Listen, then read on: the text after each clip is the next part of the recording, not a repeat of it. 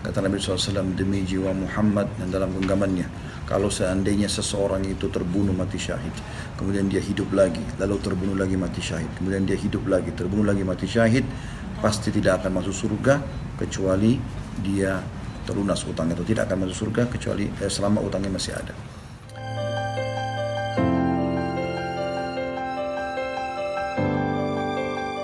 Assalamualaikum warahmatullahi wabarakatuh. Alhamdulillah, wassalatu wassalamu ala rasulillah.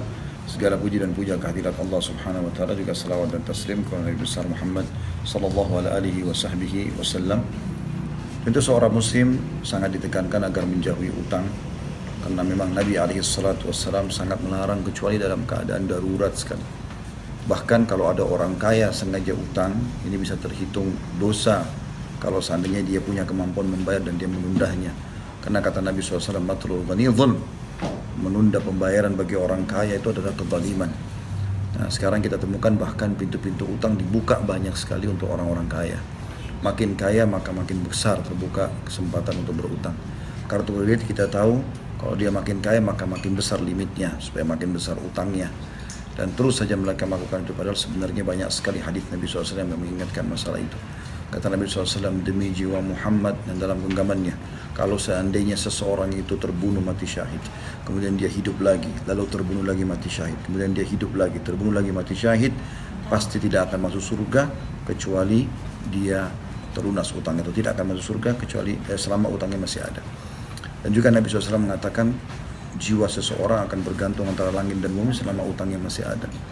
Dan Nabi SAW tidak ingin mensolati jenazah yang ada utangnya.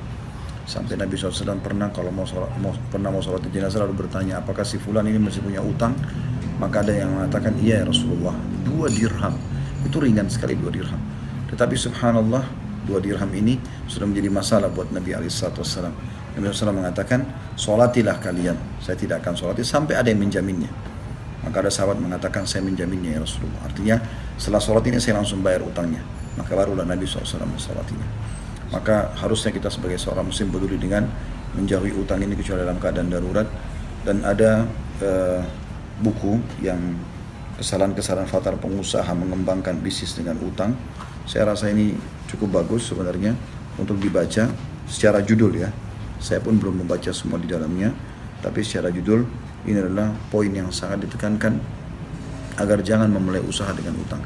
Lebih baik Anda mengajak saudara Anda muslim untuk investasi bagi hasil ya, daripada harus berutang. Itu saja, mudah-mudahan bermanfaat. Subhanakallahumma bihamdika asyhadu an la ilaha illa anta astaghfiruka wa atubu ilaik. Wassalamualaikum warahmatullahi wabarakatuh.